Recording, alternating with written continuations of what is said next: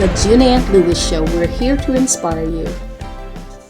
Hello, hello, hello, and welcome to the Juneann Show. Look, you know I always tell you, I bring you educational, motivational, and inspirational content. Information that is life-changing, things that you might not have known and make you go, yes, that's what I do.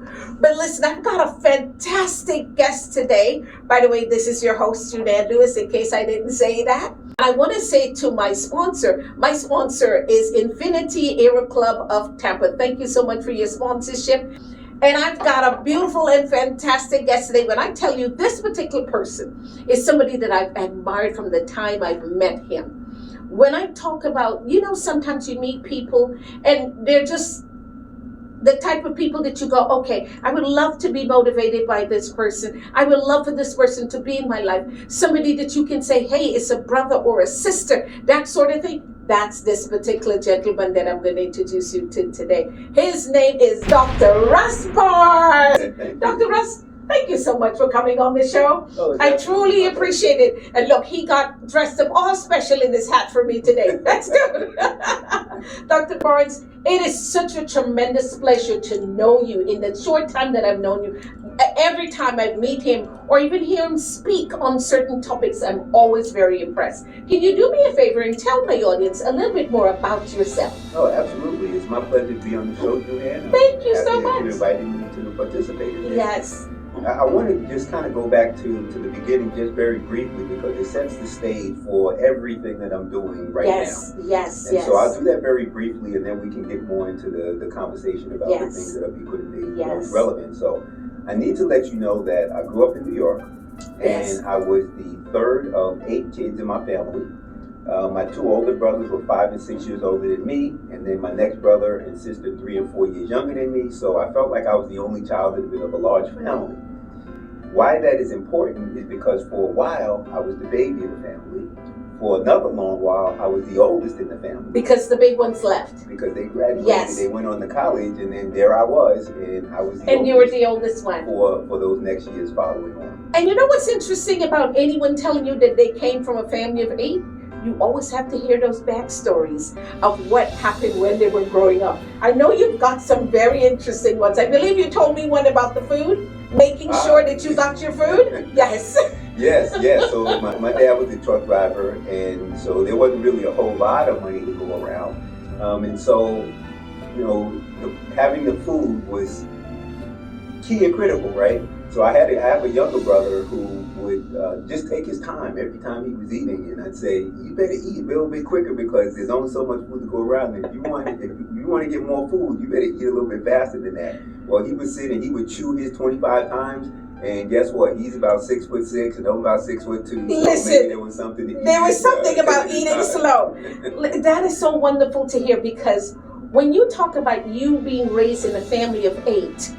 And one of the things I did not say about Dr. Russ Barnes is that he is an ex-military person. As a matter of fact, you were a colonel in the military. You were in the Air Force, a colonel in the Air Force for 27 years? Correct. Yes. And when you think about that, coming from a family with that type of structure, of where it is you had to be the youngest first and then you became the oldest, that must have given you some sort of structure to make you be so successful in the military. Well, my dad, as a truck driver, he was out, but then during the day he was here, so he wasn't in a long distance. He was home every day. Okay, good. Yeah, he was home every day. He would leave at 6 in the morning. He would be home by 6 o'clock in the evening. Wow. But he did have aspirations for us, which was to go to college. To have his children go to college. Right, because he said, you don't want to be my age, climbing doing up what and down he's off of doing. A truck. When you have a college degree, you can get a job when you're sitting behind a desk until you're 70 years old. Yes. So he always had that sort of, aspiration for us. But Dr. Russ, that's not what you took. That's not what you did. You decided to take your college education and use it in a different manner. Share that with us. So I did very well on the SATs, and the different services contacted me to compete for their scholarships. Oh, wow. So I looked at the various services and decided that the Air Force was the best fit for me. Definitely. And so I took the Air Force scholarship, and that's how I got into school. Yeah. Of course, my goal at that point in time in my life, you're 18 years old, and I said, well, I'm gonna serve the country. I'm gonna do 4 years. That's what it was, a payback for the scholarship, and then I'm gonna get out and I'm gonna make some money. Or so he thought. So yes. I thought. And 4 years came, and 4 years went, and 10 years came, and now, over the years in the military, you've seen some changes. You've seen some things in the military. quite a lot, yes. You joined what year? 82 is when I got my commission. Yes. Right. And so over the years, things have changed tremendously. I know, even since you've gotten out. Oh, a lot, yeah. Share with us some of the things that you saw, if you can, that you saw in the military that more than likely is not happening today. So early on, of course, we didn't have the technology that we have now. That's true, yeah. So that was one huge difference. When I started flying, I was a B-52 radar navigator. Right. So a bombardier on the airplane. I flew combat missions during Desert Storm. And everything at that time on the airplane was kind of analog, no digital. They actually did create an offensive avionics system, which was a computer that they put on. But so that was one of the first evolutions of things. And then as I went through, before I actually left the airplane and went out into the rest of my career, they put GPS on the airplane. So we had GPS on the airplane. And that was what, in the 90s or two? Yeah, that was in the 90s. That was in the early 90s. GPS came on. When I flew the combat missions, we had GPS by the time I did that. So do you mind explaining that to me? If you didn't have GPS before, how were you navigating? Well, first of all, we had what we call DR. And it's dead reckoning. So we would say, if we're going in this direction for this amount of time, and at this speed, then we're going to get from here to there, and that's what we did. Now, the wind affects you, so we had to account for the wind. This is interesting. We also had celestial, so we had a sextant. We would put the sextant up into the sextant port, and we shoot the moon or the stars, and then that would give us a position that we would use to validate our DR position. So that was how we navigated. We had a log, so we would keep track of the log. And so then as you're flying, you're keeping track of, somebody's keeping track of the log? Right. The navigator is keeping track of the time and distance. How far have we been? How fast have we been flying? In what direction have we been flying? And tracks that. But then we were also able to periodically take fixes using a radar scope. So you could kind of see where a lake was, or you could see where a large town was, and you could say, okay, based upon where those are, where we are, this is where we are. That's interesting. So we had a variety of different checks and balances to make sure that we were where we needed of how to accomplish the goal. Yes. Yeah. I am 15 years old. Right now we're at Infinity Aero Club, Tampa. An amazing flight club experience. I want to fly for the Navy. I want to fly fighters, land on boats, and then after that, go to Top Gun, be a test pilot, Blue Angel, things like that. And I want to go and be an astronaut. Absolutely. The only limits that there are for you are the ones that you set for yourself.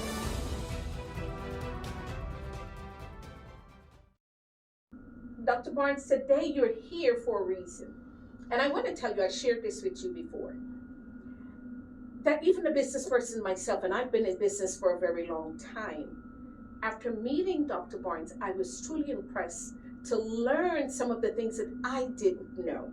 And so for you, I told you guys before, if you know somebody that is planning to do business, is in business right now, thinking about business, whatever it is, or you even want to introduce them to business, I'm going to ask you to get them and share this particular video with them, because this information is going to be vital information. When I tell you we need it as business people, especially with the sector of how the world is changing on us now. We've got so many different phases from when I started business back in the 80s, as opposed to actually 90s. 80s, I was a teenager still doing Avon and Mary Kay, but doing true business back in the 90s, it has totally changed. And so Dr. Barnes has got a great insight to help you to be able to not only start your business, but to sustain your business so that you keep going. Because we don't want to start a business and be a statistic, which is every 2 to 3, the average business is 2 to 3 years, they're out of business. 50% of them is out of business, and we don't want that. So I want Dr. Barnes to share with you today some of the things that he's got and his insight in how he's got started in business and what he's done. Yeah. Yes. So my first franchise, I signed up with a franchise, and it was leather restoration and leather restoration. Yes, leather restoration and repair. Yes. So I chose that company, and it was the right choice. I learned so much, and he had very little presence in Florida. So when I started, I was almost a startup because there was he didn't hand me a book of business, and people didn't know about Fiverr. So I had to build up all that brand recognition. I had to, basically start with zero and build that company. I want you to tell my audience, because I happen to be in Toastmasters with Dr. Yes. Barnes, and he did a speech a couple of days ago. And when I tell you it, then I learned something even. I want you to talk about that, the fact of when you start a business, what should be your initial thought on starting the business, that sort of thing, where your mindset should be. Right. Yes, please, so if you don't mind. mind. Talk about that, doing business, backwards, and the way we've been taught is doing business backwards. Right. Because that's something that I realized and said, we have to change that thing. So we do business backwards, and we're taught to do business backwards from this perspective. You talked about school, not cutting you. You talked about school, how we learned in school, because you had talked in the class that I was in the meeting that I was in, you talked about that. Please talk about that, Dr. Barnes, first, and then you can get into, because that was truly interesting to me to hear that. Yes. So there are some things that I'm sort of a contrarian thinker in this space, and I tell people, when you're in business, there are no right answers. And many times when you go into business and you're searching, you're looking for those right answers. And the way we were raised is to seek right answers. When you go to school and the teacher teaches you how to do something, and then you'll get on the test. If you repeat that back, or you answer those questions back precisely the way the teacher told you to answer, then you'll get 100 on the test. And if you get 100 on enough tests, then you'll be the top student in the class, and you'll graduate top of your class, and all those really things that can set you up for success in the future. But the problem is, in the real world, things change. So there are no right answers. So what I'll say is, if there are no right answers, then how do we continue to progress? Because there are the best answers for you under the circumstances. And when the circumstances change, your best answers will change. And it's gotten even more critical these days because information flows so fast that if you're seeking the right answer, by the time you find the right answer, it's obsolete. It's something else. So you have to continually be in the mode of, what is the best answer today? What is the best answer? What is the best answer? Yes. And we can put together tools and templates and things like that that help you to be able to identify those best answers. Yes. And you also said, and the way you said, we do business in the reverse. We go out and we spend money to do things in order, because we're taught you have to spend money to make money. Right. But in your version, I truly do love this. Yeah. It's not true. Well, I kind of shock people with that. Yes. Yes. Every one of us has heard you have to spend money to make money. Everybody. Yes. And when I asked it in the session there, I said, how many of you have ever heard that? And everybody raised their hand. Yes. You have to spend money to make money. I said, well, you don't have to spend money to make money. I said, but what you do need to do is you need to figure out how you're going to make money, and then you spend money to make more money. Yes. Because if you're spending money trying to figure out how you're going to make money, you're going to spend a whole lot of money, and then at the end of it, you might not have anything. But if you sit down and work your business model, how do you connect your product to your customer right then and there? That tells you, I need to know who my customer is, and I need to know what my product is. If you haven't figured that out and you're spending money, guess what? You're wasting a whole lot of money. So once you can say this that is my you more than product, likely need. that you need critically, because in these early stages, we are working with very small resources. And you have to nurture those resources very carefully to grow them into bigger resources where then you have more choice. One of the things you said as well, Dr. Barnes, was the fact that you don't believe that people should write a business plan in the beginning. They should wait until they've assessed enough information before that is critical. Let me talk about that a little bit, because that's what I was talking about when I say we do business backwards. Because everybody has also heard that the first thing you do when you go into business is form your LLC. That means that you're in business, and people get so happy, I form my LLC, and then get your EIN. And that's the first thing they do. But if we're here in Florida again, if you go look at the Sunbiz, which is where you register your business, you see that about 80% of those businesses are inactive because people took that approach. They didn't know what they were doing yet, but they formed that LLC. I talk about profit, and profit formula is simply income exceeding expenses. So if you go out and the first thing you do is form an LLC or S corporation, you're already creating overhead. You're already creating an expense when you haven't even generated any income yet. Create a business entity for two reasons. One is for tax advantage and the other one is for asset protection. Yes. But if you don't have any assets because you haven't built your business yet and you don't have any money coming in, you don't get any tax advantages if you're not making any money. Wow. So that's really not the best place to start. The next thing they tell you is write a business plan. Now you form this LLC and you're trying to write a business plan. You haven't sold anything. You don't have a team. You don't have any money coming in. You don't have projections that are based on anything that's valid. So it's very difficult to write a business plan. So we go on the internet, we pull off information that from wherever we're getting it from, and we're making an assumption that if everything goes right, this is what it's going to be. We just make it up. We have no idea. I've written in that situation when I was trying to follow that advice, I wrote tons of business plans. Yes. And I was just kind of making it up, trying to give it my best guess. Because really your business plan, if you think about when you use your business plan, you use your business plan when the bank asks you to see their business plan if you're applying for a loan. Yes. An investor wants to see your business plan to know that you have thought through all the aspects of your business. But what you're really looking for is, has this person figured out how to make money? Because why? Because an investor will not give you money to figure out how to make money either. But they will give you money to help you make money. You have to understand how they're going to make money. Who are they selling to? What are they selling? How much are they selling it for? And are these people willing and able to pay? That's what they really need to know right up front. And I normally tell you that I step out into the lives of all of my guests. I don't just meet them here in this platform. I'm in their personal life. So I'm going to show you a little bit about some of the socializing that I've done with Dr. Russ. No, half the time he doesn't even know that I was filming him. But I was in there and I was just doing some live filming and interacting with him. So I'm going to share that with you guys. Yeah. This is what I meant when I said Dr. Russ is not aware that I'm filming him. Sometimes I have the camera turned to me, but I'm actually filming him and what he's saying. One is what I mentioned in NFT, a non-fungible token. This thing gives you access to the blockchain just like a website gave you access to the internet. So, non-fungible token, I create a badge so that you can access my content.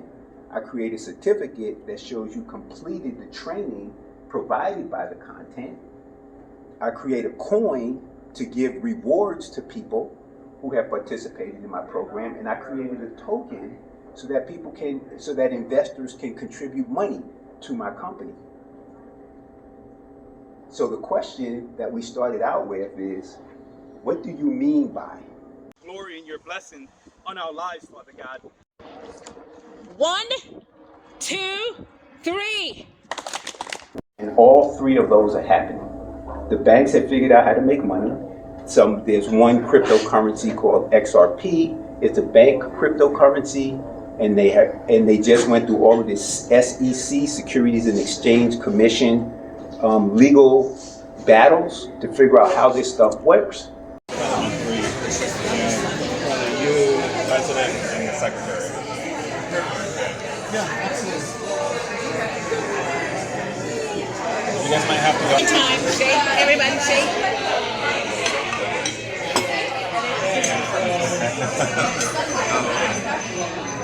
She wants you to wait. The government, if you look at your tax returns, there's a checkbox on there that says, have you purchased any cryptocurrency and how much? The banks want to know how much money is out there that they're not collecting. And then people are buying stuff with cryptocurrency. People are buying houses and property, stuff with cryptocurrency all the time. So it's really getting traction. So if someone says, oh, this is a fad, it's going away, it's not going to stick, it's not going to happen, that train has left the station. Glory in your blessing on our lives, Father God. 1, 2, 3. And so you would say that they need to go out and do face-to-face, Correct. grabbing that information Correct. from people via the street with conversations wherever, Right. and find out who wants to buy their product. Right. if the product is viable now before I move forward. Right. Which means that sometimes you might end up pivoting because you might have started off saying, hey, I want to sell chairs, but find out that nobody wants to buy the chairs that you want to sell. So now you're going to wind up selling something else. Or you know what I Or make something else. What I always advocate though is that when you're selling to someone or when you're creating a business, you're solving someone's problem, and in solving that problem, there are various approaches you can take to solve that problem. And if the one that you decided on initially doesn't work, you then can look at another approach to solving that same problem. That's what I call pivoting. Right. Because a lot of times, like if you say, this business didn't work, and you throw that whole business out, now you're starting over from scratch all or over something again. else. But Right. if you say, you right. know what, people are still suffering and struggling with that problem. Right. My initial solution didn't work, so let me try something To different. something else. So for what I do, strategy development for small business owners, I could be a coach, I could be a consultant, I could do, I could approach it, I could do workshops, I could approach this in a variety of different ways. Right. I decided to approach it by creating an automated program simply because I wanted to make money while I sleep, and I wanted to be able to have a large impact on people, and I can't do that through coaching, consulting, workshops, and so forth. Because that's a one-on-one and it's limiting you. It's limited. It's to, trading right, to your hours with geographic. hours. Right. You're back working again. Trying You're back hours with a with boss. Right. Right, basically. Right. Because now the client becomes your boss because you have to answer. And your employees become your bosses too, because now you have to be there for them.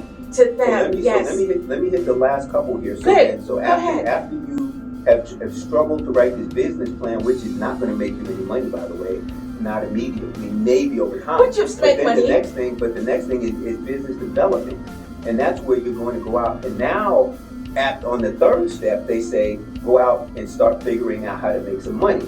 Business development. But what most people do in business development is they join a networking group and they hope that they're going to get referrals. They can't get referrals because they can't explain to people who their customer is, how much the customer needs to pay, and all those details that would say, here's how I can help you with a referral. So they struggle there. And what they never get to is they never get to the business model.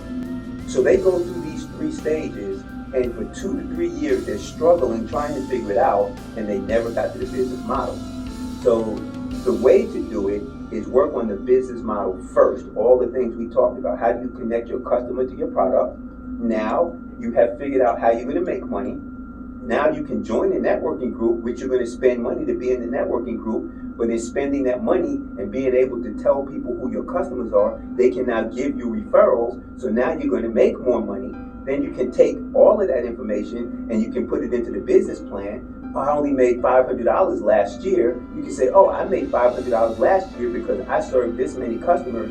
Next year, because of the advertising and marketing that I might do, I could probably triple that. So I'll be at $1,500 in the second year. I could be at $45,000 or $5,000 in the third year, and then I might take off and be at $20,000 in the fourth year. Yes. Now your business plan makes a little bit of sense, and now guess what?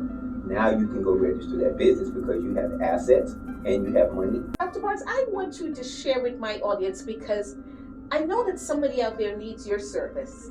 Needs what you've got to give them. Somebody's thinking now business, or probably already in a business, already doing business already, and it's not going so well. You have to figure out what it is that you need to change, what you need to shift. And as we said, pivot, but pivot is not a bad word. No. Pivot just means that you're going to divert and work it in a different angle. Right. Yes, you're going to make a shift. Please tell them how they can get a hold of you. So the primary way is LinkedIn. So on LinkedIn, it is linkedin.com/INRC Okay. Is how you would get there, and it's Dr. Russ Barnes on LinkedIn, so you'll be able to find me that way. Okay. The next way is through my website, Okay. cistrosolutions.com. Okay. And of course, there's the contact thing on there Fine. that you connect with, and then the other way is email. Email. So Okay. I happen to be one of those that I like email, and my email is Russ, RUSS, at sistro.org. Okay. So SYSTRO.org. .org.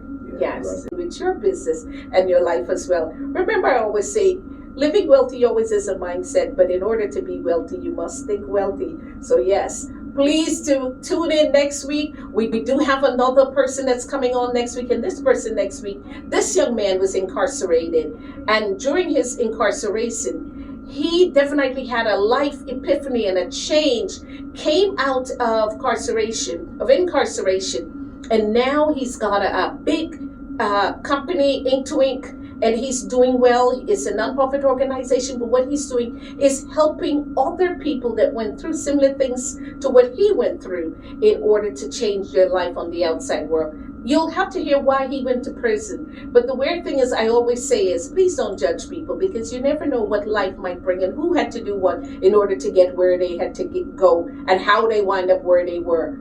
I hope that makes sense of what I said just now. But anyway, this young man is very interesting. I truly was impressed with his story when I heard it and wanted to share that with you guys. All right, guys, bye-bye. Right. See you next week.